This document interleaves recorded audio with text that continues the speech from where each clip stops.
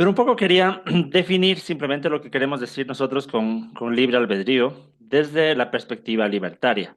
Decía que el libre albedrío libertario sostiene que los seres humanos tienen esta capacidad genuina de elegir entre opciones reales, ¿sí? Que las elecciones, las decisiones del ser humano no están determinadas por nada externo al ser humano, es decir, Dios no está determinando las decisiones del ser humano, sino que son genuinas. Ese sería el concepto de libre albedrío desde la perspectiva libertaria, ¿sí? O sea, como se suele llamar la libertad libertaria, ¿sí? Eh, bien, ahí se escucha mejor, qué bueno, qué bueno. Ok. ¿Cuál sería el fundamento para hablar del libre albedrío o de la libertad libertaria?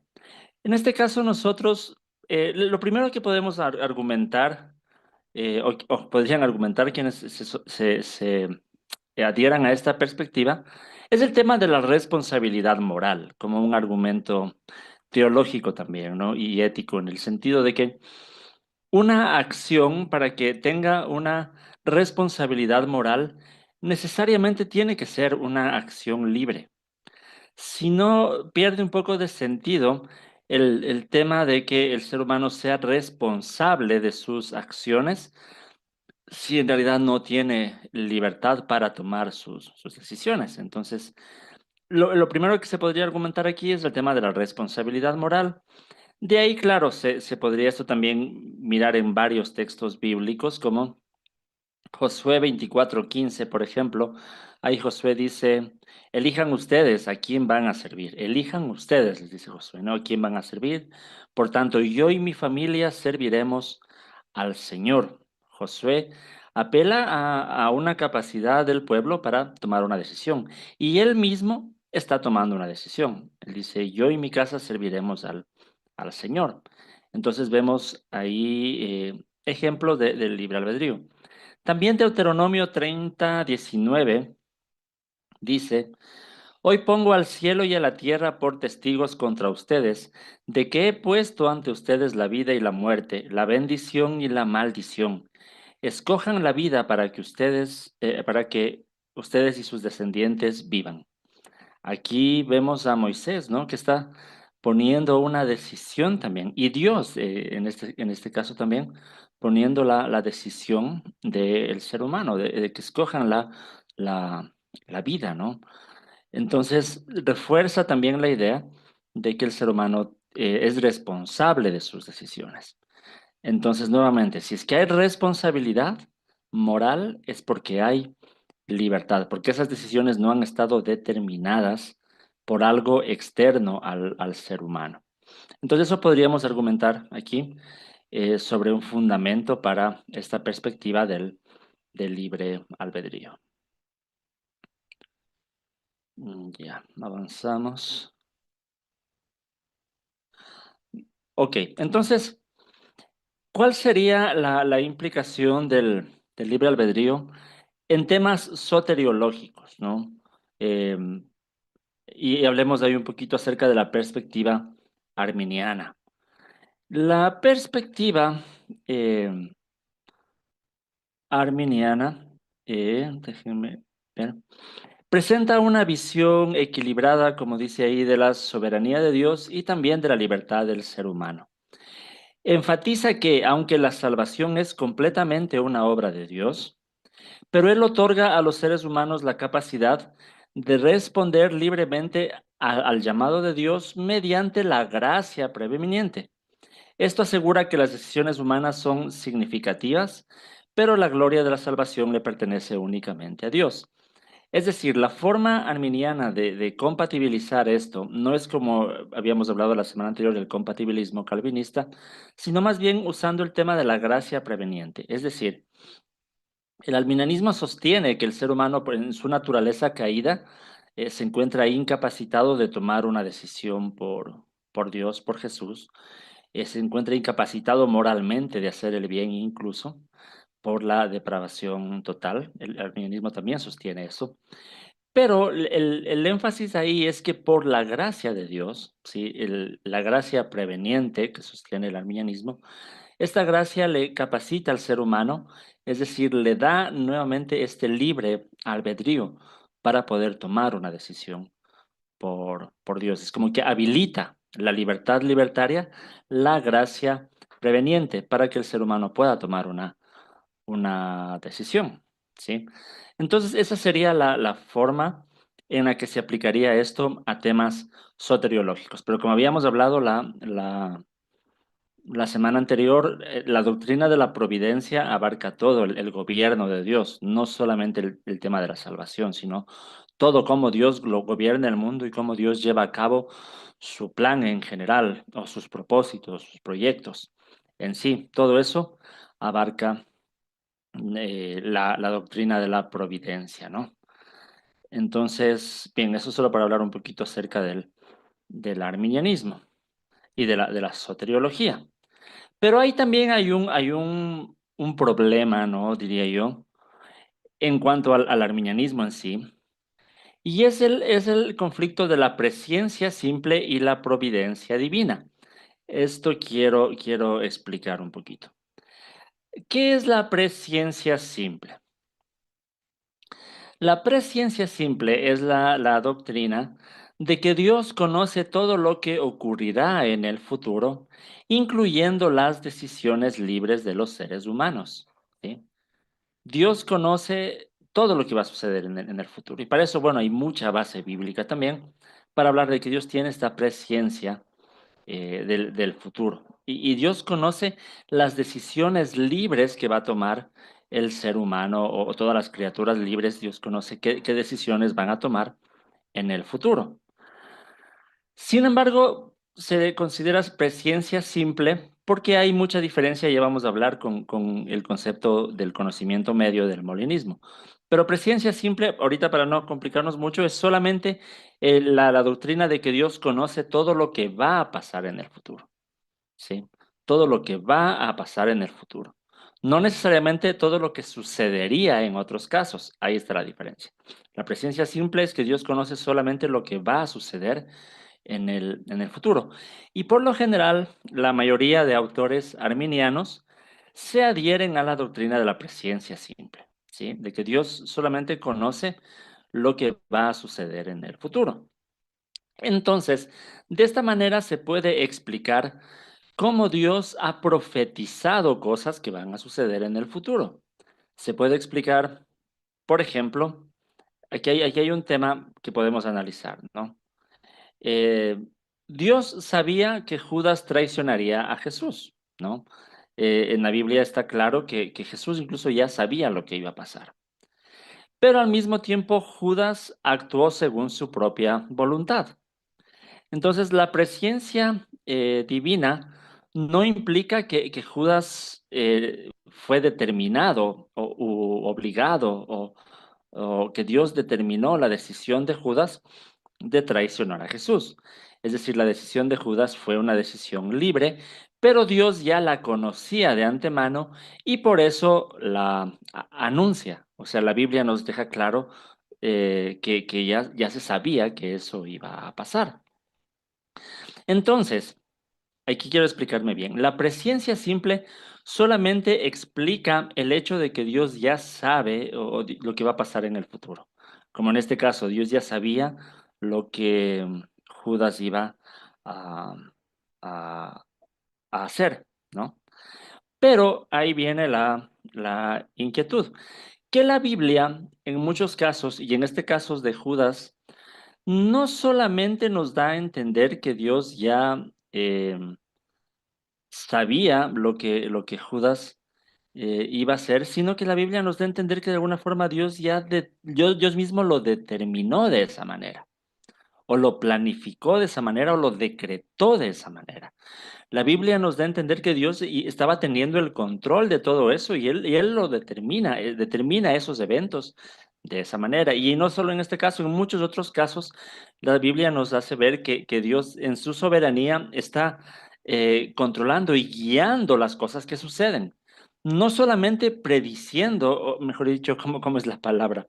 sí, no solamente viendo lo que va a pasar en el futuro y como una predicción de lo que va a pasar en el futuro, sino más bien como que Dios está planificando lo que va a pasar en el futuro.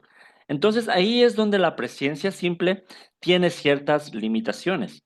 La presencia simple solo nos enseña que Dios sabe lo que va a pasar, pero no necesariamente nos ayuda a entender cómo Dios puede planificar que eso pase de esa manera, si las decisiones de los seres humanos son libres.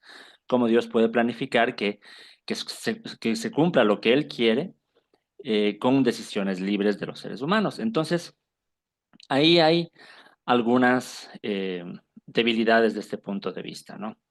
No sé si hasta ahí está claro, tienen inquietudes. A veces estos temas pueden complicarse un poquito y no sé, no estoy claro yo también si lo estoy explicando bien, entonces si alguien tiene una inquietud, puede hacerlo con confianza, ¿no? Para seguir topando estos temas. Bien, entonces ahí nos topamos con otra explicación sobre esto, que a mi parecer, bueno, quienes me conocen saben que a mi parecer me parece un poco más completa que la explicación arminiana de la presciencia simple. Y es el conocimiento medio del molinismo, ¿sí?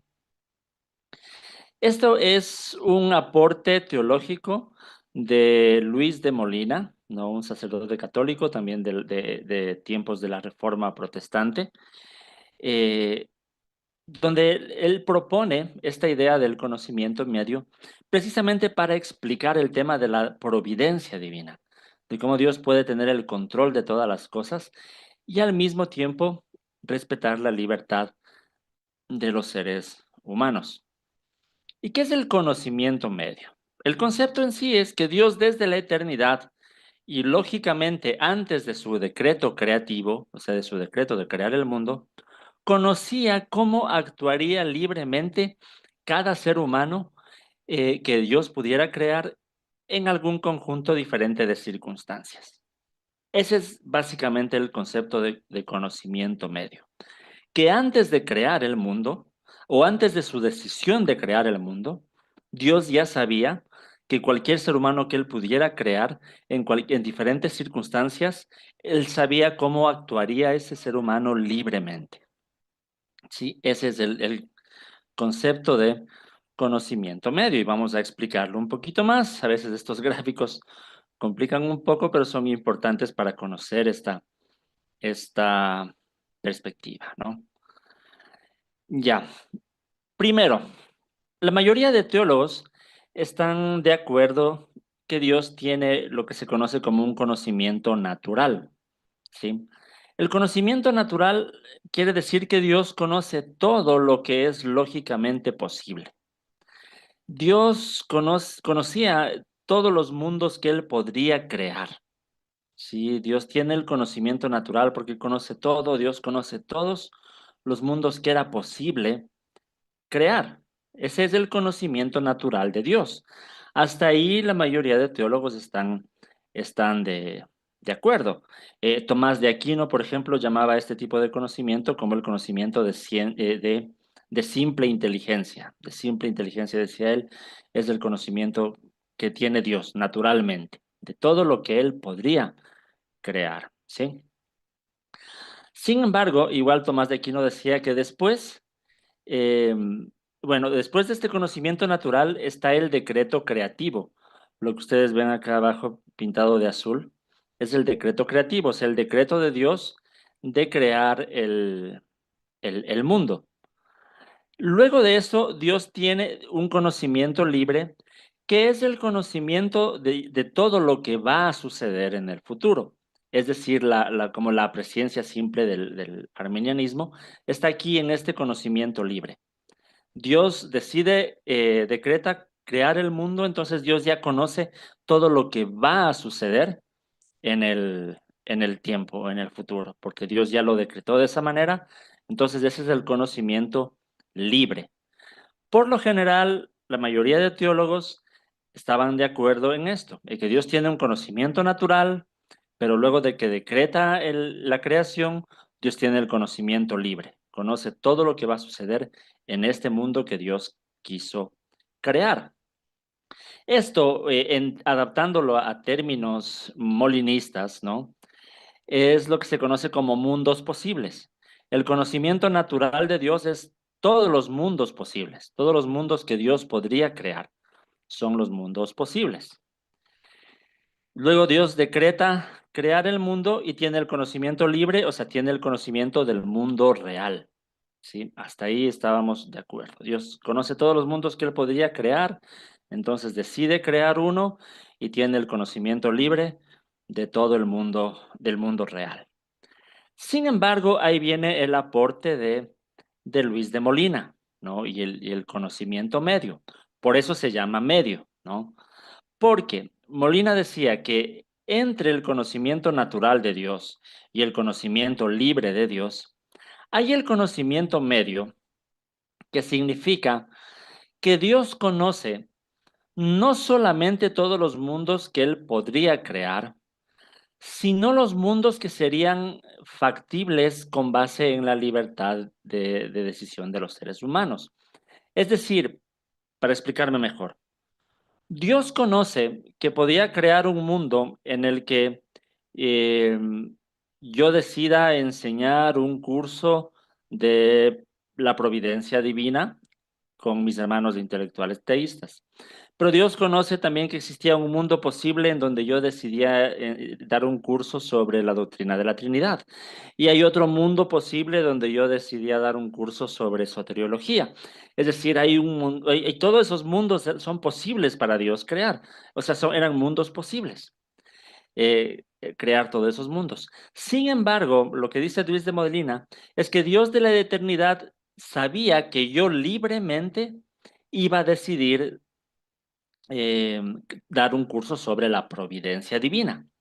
Entonces, ese mundo donde yo doy un curso de la providencia divina, para Dios ya era un mundo factible de crear, porque los otros mundos posibles no eran factibles porque yo libremente no iba a decidir dar un curso de otro tema. Entonces, son mundos posibles, pero no factibles por la libertad de decisión de los seres humanos. Entonces, los mundos factibles ya son menos que los mundos posibles. En los mundos factibles son los mundos que Dios puede crear sin afectar la libertad de decisión de los seres humanos. Entonces, de los mundos factibles, de los mundos que son factibles, Dios decide crear el mundo en donde se cumpla su voluntad, donde se cumplan sus proyectos, sin necesidad de afectar las decisiones libres de los seres humanos. Volviendo, por ejemplo, al tema de Judas traicionando a Jesús. Dios sabía que había muchos mundos posibles, un mundo posible en donde Judas no traiciona a Jesús, un mundo posible en donde era Pedro que traiciona a Jesús, otro mundo posible donde nadie traicionaba a Jesús, o sea, todos esos eran mundos posibles. Sin embargo, como Dios tenía un plan, él sabía que en un mundo en donde a Judas se le ofrezca 30 monedas de plata, Dios sabía que en ese mundo libremente Judas iba a decidir traicionar a Jesús. Entonces Dios decide actualizar ese mundo. Se usa el término actualizar, pero quiere decir crear ese mundo. Dios decide crear ese mundo eh, porque ahí se cumple su voluntad sin necesidad de afectar la libertad de Judas de decidir traicionar a Jesús. Entonces, ahí podemos ver cómo Dios puede guiar providencialmente la creación a que se cumpla su voluntad y la responsabilidad moral de las decisiones siguen siendo de los seres humanos. Es decir, nadie obligó a Judas a que traicionara a Jesús. Simplemente que Dios ya sabía que dadas esas circunstancias, Judas iba a decidir libremente traicionar a Jesús. Entonces, de esa manera es como Luis de Molina eh, propone el conocimiento medio como una explicación para este dilema que hemos estado hablando de la providencia divina y la libertad y la responsabilidad humana. Es decir, soberanía de Dios por un lado, Dios controlando todo, pero al mismo tiempo el ser humano siendo responsable de sus acciones. Esa es la propuesta molinista. Por eso hemos mencionado muchas veces que el molinismo es una doctrina más de la providencia divina, de la omnisciencia de Dios, porque tiene que ver con el conocimiento de Dios, independientemente de la soteriología. Muchas veces se piensa que el molinismo es de otra posición igual que calvinismo o arminianismo. No, no, no, no. Hay varios autores arminianos, como es mi caso, por ejemplo, en donde el tema de la presciencia simple no alcanza para explicar el tema de la providencia y hemos recurrido al tema del conocimiento medio. Hay varios autores arminianos que aceptan el conocimiento medio para explicar la providencia divina. Incluso el mismo Arminio, y esto lo pueden ustedes comprobar si van a la Declaración de Sentimientos y Disputas Públicas de Arminio. Cuando Arminio habla de la providencia, de la doctrina de la providencia, él dice claramente que para explicar la providencia, el tema de la ciencia media de los jesuitas, o sea, el conocimiento medio de los jesuitas de Luis de Molina, para Arminio es la mejor forma de explicar cómo Dios puede ser y gobernar la creación sin afectar el libre albedrío. El tema es que para la soteriología, para la salvación, Arminio no menciona el tema del conocimiento medio y por eso es que la mayoría de autores arminianos se han quedado solamente con el tema de la presciencia simple. Pero como digo yo, ahí al momento de explicar la providencia es donde la presencia simple tendría más debilidades en ese punto, ¿no? Entonces, hasta ahí el aporte de Luis de Molina. Si quisiéramos hablar de algún fundamento bíblico, ya se ha mencionado muchas veces este texto en Primera de Samuel 23, del 9 en adelante, donde dice, David se enteró que Saúl tramaba su destrucción, por tanto le ordenó a Abiatar que le llevara el efod. Luego David oró, oh Señor, Dios de Israel, yo, tu siervo, sé muy bien que por mi causa Saúl se propone venir a Keilah para destruirme. En el 11 dice David, ¿me entregarán los habitantes de esta ciudad en manos de Saúl?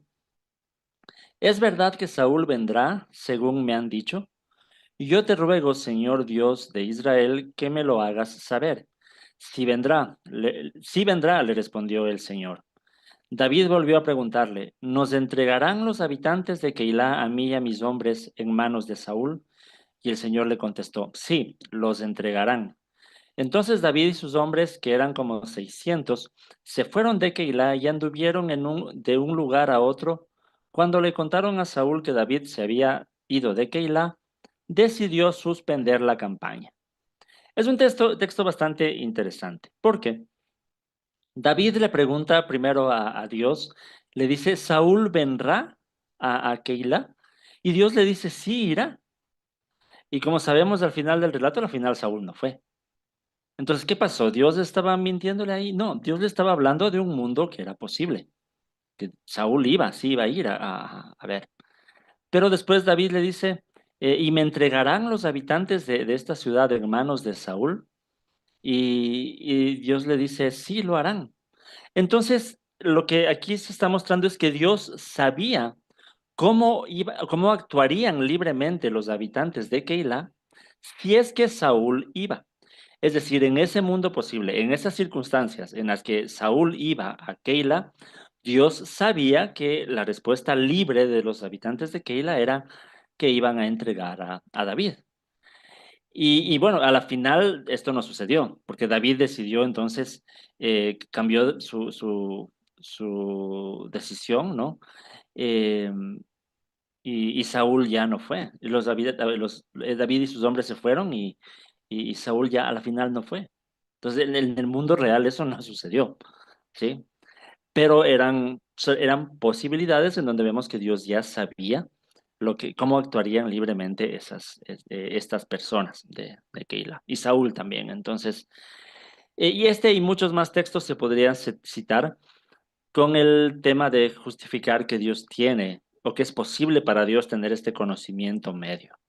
El conocimiento de que cómo actuaría un ser humano libremente en diferentes circunstancias. El aporte del molinismo es que este conocimiento medio es la mejor manera para muchos de explicar la providencia divina y cómo Dios puede guiar a su creación sin necesidad de afectar el libre albedrío, la libertad y la responsabilidad moral que tienen las personas en sus acciones, ¿no? Entonces, eso sobre el tema del molinismo. Hasta ahí, no sé si hay algunas inquietudes o temas que quisieran tratar para tener un tiempo para poder hacerlo.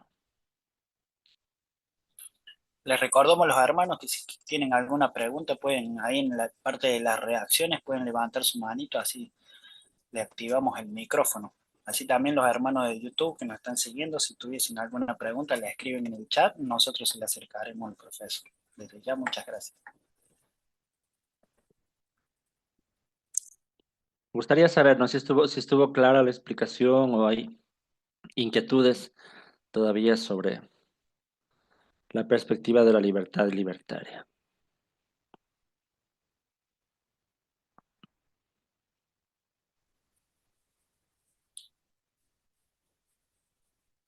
Se ve que quedó claro, profesor. Esperemos, porque después de estos son temas un poco complejos y es bueno que los tengamos claro, ¿no? Porque aunque no estemos de acuerdo con algo de esto, por lo menos cuando comentamos o hacemos una publicación, algo es importante tenerlo, ¿cómo es? Expresar lo que en realidad cree cada punto de vista, ¿no? Bien, bueno, entonces si es que estuvo esto claro, eh, solo mencionar que, como en todo, ¿no? Con todo lo que hemos hablado de la doctrina de la providencia, tanto la perspectiva determinista tiene sus puntos a favor, sus argumentos, sus fundamentos, todo lo que vimos la semana anterior, pero también obviamente sus críticas. En el tema del determinismo divino, la principal crítica era obviamente la de la responsabilidad moral. Si las acciones del ser humano están determinadas, las decisiones están determinadas, ¿cómo el ser humano puede ser responsable de sus actos y cómo Dios puede juzgarle al ser humano con responsabilidad moral si Dios mismo determinó que se tomen esas decisiones? Entonces ahí era una de las críticas. Ahí surge el tema del compatibilismo que decía para muchos autores calvinistas, el ser humano es libre porque está actuando según su propia voluntad, es su propia voluntad cometer un pecado, pero no necesariamente tenía otras alternativas o tenía la opción de no hacerlo. Es decir, porque la decisión estaba de alguna forma, o el evento del pecado estaba de alguna forma determinada, aunque el ser humano lo haga con su propia voluntad. Es decir, es un poco complicado entenderlo, pero así se explica desde la perspectiva compatibilista, ¿no? Entonces, desde la perspectiva del libre albedrío, en cambio, la crítica no viene tanto sobre el tema de la responsabilidad humana, sino más bien desde el punto de vista de la soberanía de Dios. Es decir, hasta qué punto creemos en un Dios que es totalmente soberano, si las decisiones libres del ser humano de alguna forma limitan, eh, dirían muchos, la soberanía de Dios. Es decir, si Dios eh, voluntariamente se está deteniendo de hacer muchas cosas por respetar la libertad moral o la libertad de elección de los seres humanos, para muchos eso sería ya como una limitación de la soberanía de Dios. La respuesta en este caso, por ejemplo, la perspectiva arminiana respondería que simplemente tenemos conceptos distintos de lo que es soberanía de Dios. Para muchos, soberanía de Dios significa que Dios tiene el control de cada cosa que sucede. Y si Dios no tiene el control de todo, muchos dicen ya no es soberano. Sin embargo, ese es un concepto de soberanía, pero no necesariamente es el concepto bíblico o no necesariamente es el concepto en sí de lo que debería significar soberanía. Por eso el arminianismo distingue lo que es la soberanía de hecho de la soberanía de derecho.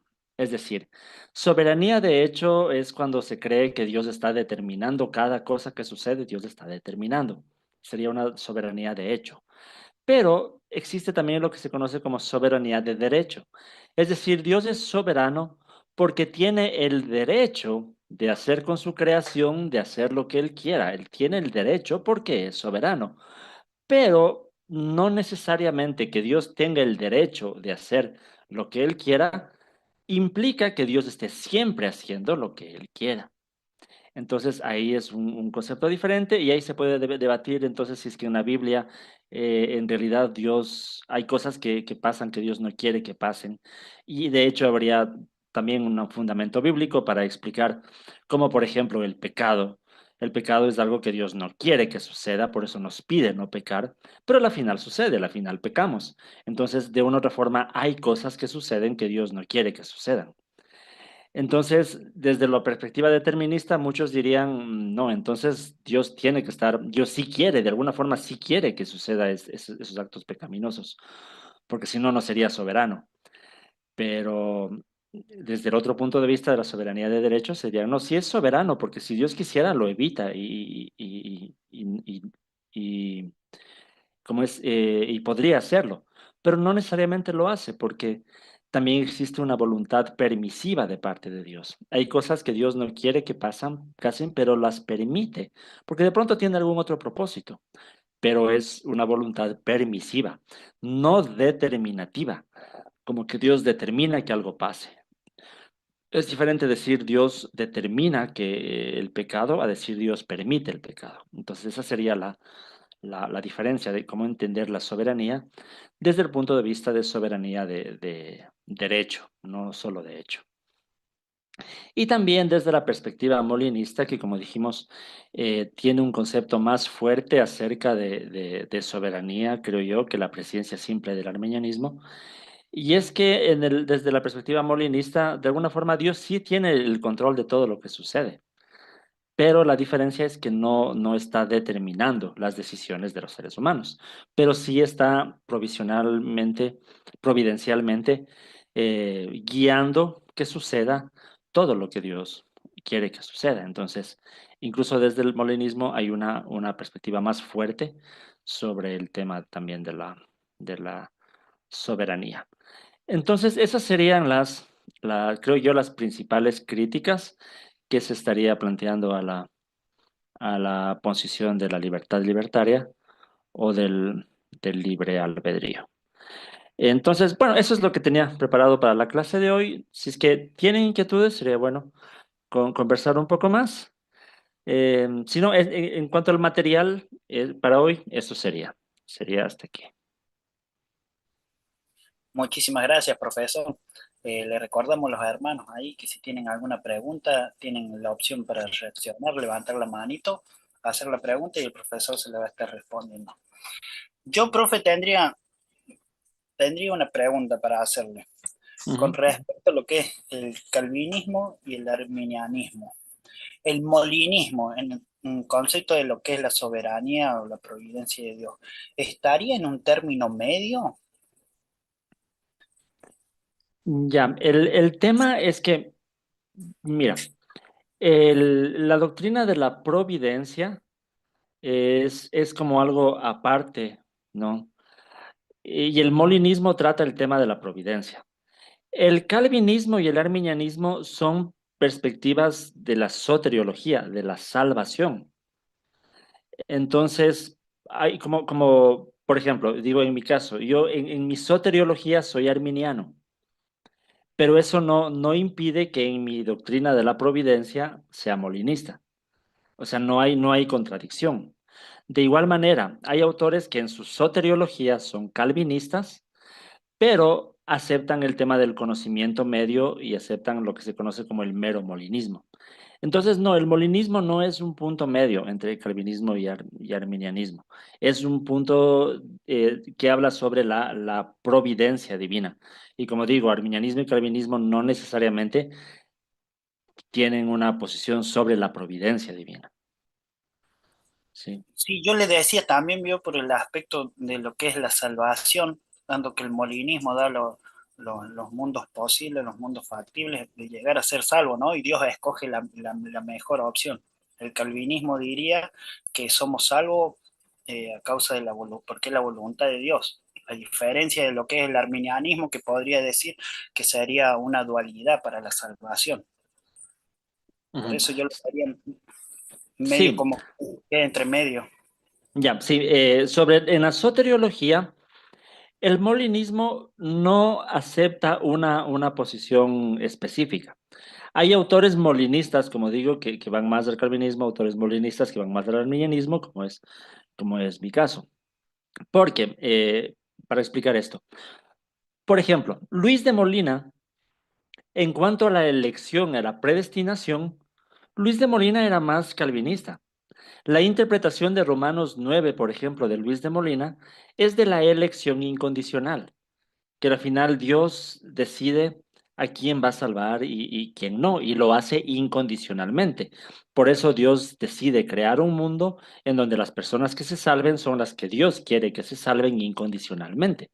Entonces no hay incompatibilidad, o sea, es compatible la elección incondicional calvinista con una perspectiva molinista. Así lo hacía Luis de Molina, por ejemplo. Entonces, se podría afirmar la elección incondicional, la expiación limitada, por ejemplo, los 5 puntos del calvinismo, y al mismo tiempo creer en el conocimiento medio. Asimismo, se puede afirmar los 5 puntos del arminianismo y seguir creyendo en el conocimiento medio. Es posible. Por eso es que el molinismo en sí no es una posición intermedia, ¿no? Perfecto, profe, muchas gracias, muchas gracias.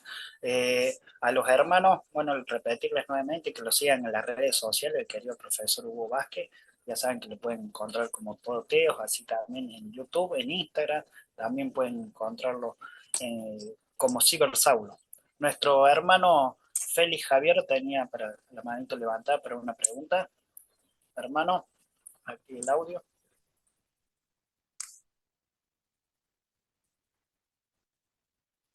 Buenas noches. Buenas noches. Eh, Mi pregunta es con respecto cuando habla de la soberanía de Dios, que dice que, bueno, yo he escuchado a muchas personas que piensan que cuando Dios dice algo, o sea, ya uno no puede pedirle por eso que él ya dijo. Por ejemplo, cuando Dios le dice a David que el hijo que tuvo con Bexabé no se le va a morir, ¿verdad?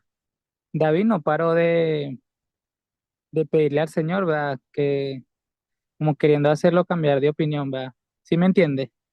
Ujú, Entonces, esa parte, o sea, la soberanía de Dios, no es que Él va a hacer siempre lo que Él quiera, sino que también como que quiere que uno también haga su parte. Si es eso lo que Él está explicando. ujú. Em, sí, precisamente eso, ¿no?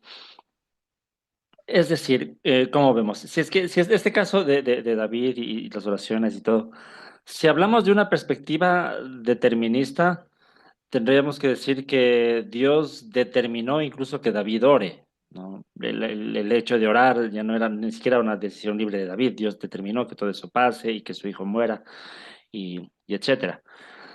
Una perspectiva de la libertad libertaria diría que sí, son decisiones libres lo que decidió eh, David orar y que Dios tiene también una voluntad permisiva. Es decir, desde el punto de vista determinista, Dios solo tiene una voluntad determinativa, solamente hace que pase lo que Él quiere. Desde el punto de vista de la libertad libertaria, se entiende que Dios tiene también una voluntad permisiva, que hay cosas que Dios no quiere que pasen, pero Dios las permite. Ahora, sobre este tema de las oraciones, de que David quería, o sea, de alguna forma pensaba que podía cambiar la voluntad de Dios, uno debe ver esto desde la perspectiva de la eternidad. Porque cuando hablamos de la omnisciencia de Dios o del conocimiento medio, de la presencia simple y de todo esto que hablamos, no estamos hablando de que Dios en nuestro tiempo está aprendiendo cosas o viendo el futuro o cosas por el estilo, sino que el conocimiento de Dios, tanto el conocimiento medio, la presencia simple y todo eso, son antes de su decreto de crear el mundo. Es decir, antes de crear este mundo, Dios ya sabía que David iba a orar por su hijo. Y Dios, antes de crear el mundo, Dios ya decide si va a tener en cuenta o no las oraciones de David. Y no solo de David, sino de todos. O sea, nuestras oraciones tienen efecto en la voluntad de Dios, pero no, como diríamos, en nuestro tiempo real, sino que desde la eternidad Dios ya sabía que nosotros íbamos a orar por algo y desde la eternidad Dios decide si va a respondernos a nuestra oración. O sea, nuestras oraciones tienen sentido, pero porque Dios ya las conoce de la eternidad. Pero el momento que Dios ya decide crear este mundo, pues ya Dios ya lo creó y está pasado, presente y futuro, todo está ya creado, ¿no? Entonces el tema es un poco más así como en retrospectiva, por decirlo así, ¿no? No sé si un poco aclaré la idea.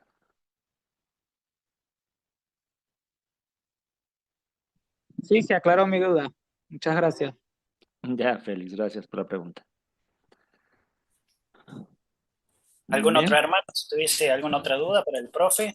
Y antes de eso, profesor, hacer recordarle nuevamente sobre sus redes sociales, el ministerio también Toteo, así le recuerdo a los hermanos. Sí, los días lunes, ayer y todos los lunes aquí de diciembre estoy compartiendo un curso también que se llama Exégesis de la Navidad. Lo estoy haciendo en mi canal de YouTube. El canal de YouTube es Cibersaulo y también tengo el canal de YouTube Todoteos. En los dos estoy transmitiendo este curso. Estamos analizando los textos del nacimiento de Jesús, ¿no? Les invito a sumarse los lunes también a las 7 de la noche de Ecuador. Y todos los días estoy subiendo de alguna otra forma algo, sea en Instagram, sea en Facebook, sea en YouTube, en las redes Todoteos, ¿no? Todoteos, o el canal de YouTube Cibersaulo también. Y también quienes quieren ingresar al Instituto Bíblico Online que tenemos, eh, pueden hacerlo. Están todos los cursos que he dictado desde que tengo el Ministerio Digital, ¿no? Hay gran cantidad de cursos que están en la plataforma de Hotmart que pueden tener acceso al inscribirse al Instituto Bíblico. Y desde enero retomaremos lo que son las clases en directo, que también son todos los días lunes, para los hermanos que son estudiantes del ministerio. Para más información pueden ingresar a todoteos.org y ahí pueden aprender más sobre este Instituto Bíblico, ¿no? Desde ahí, desde el Ministerio Toteo, ONG, ahí también podrán encontrar el enlace para sumarse al grupo de WhatsApp, porque sabemos que en el grupo de WhatsApp, bueno, somos parte del grupo y sabemos que ahí usted nos comparte cada uno de los cursos y estaría también buenísimo que los hermanos se pudieran sumar. Sí, sí, sí, sí. Pueden entrar a todoteos.org, incluso ahí pueden suscribirse a mi newsletter, o sea, a la lista de correo electrónico, y también ahí tienen acceso al grupo de WhatsApp y a todo. O en mi canal de YouTube, en los videos, siempre en la descripción está ahí un enlace al grupo de WhatsApp también. Muchas gracias, profesor. La verdad que ha sido una clase hermosa, se ve que ha quedado claro ya que ha habido pocas preguntas. Ujú. Sí, yo Ha me sido imaginé medio, que en esta iban a tener más inquietudes, pero no. sí, o quedaron atónitos con la información o quedaron todos satisfechos. La verdad que son temas para tratar. Por ejemplo, a mí me interesó mucho lo que es el molinismo, bueno, la perspectiva esta, y la verdad que usted es un profesor que la sabe explicar bastante bien y nos saca todas las dudas y lo deja en claro el tema. Así, Qué le bueno, damos qué bueno. le damos las gracias por esta hermosa clase. Así también los hermanos invitarlos a la próxima clase que tendremos con el profe Hugo el próximo martes. Este viernes también tenemos una tertulia, así que están invitados, hermanos. Síganlo al profesor Hugo Vázquez en sus redes sociales, compartan su contenido. Les recuerdo también que lo pueden buscar como psicólogo Hugo Vázquez, aquellos que necesitan información. El profe ahí inclusive tiene un enlace donde les comparte gratuitamente para aquellos que están pasando sobre algo de depresión, ansiedad. Así que pueden hablar con él, charlar con él y bueno, le invitamos nuevamente a que compartan su contenido. Como dice el doctor Enoel Hernández, evangelismo por saturación. Saturemos todas las redes sociales con el Evangelio, con la verdad de nuestro Señor Jesucristo. Llevemos de gracia lo que de gracia hemos recibido, que ha sido la salvación. Ya mi querido profesor Hugo, si nos pudiera despedir con una pequeña oración. Amén, amén. Oremos. Amado Dios, gracias te damos en esta noche por este tiempo, por poder compartir con los hermanos de diferentes partes de Latinoamérica. Gracias por estas conexiones que tenemos, por la tecnología y por tu presencia con nosotros. Ayúdanos a comprender estos temas, a poder tener una posición que se alinee a lo que tu palabra enseña, pero sobre todo ayúdanos a ser fieles a ti, Señor, en la práctica, poder vivir como dependiendo de ti y entendiendo que tú eres soberano en todo, Señor. Gracias por este tiempo, amado Padre, en el nombre precioso de Jesús. Amén. Amén. Muchas gracias, profesor. Les recordamos a los amigos de YouTube que no se olviden de dejar su like, suscribirse al canal y compartirlo en sus redes sociales. Profesor, muchísimas gracias nuevamente. Un privilegio para nosotros tenerlo nuevamente. El Señor les bendiga, Amén. mis hermanos. Amén. Gracias. Dios les bendiga a todos. Gracias por conectarse. Nos vemos. Gracias, mi hermano Hugo. Un placer siempre escucharlo. Bendiciones, Melvin. Bendiciones. Amén. Gracias, profesor. Bendiciones, bendiciones a todos. Estamos en contacto.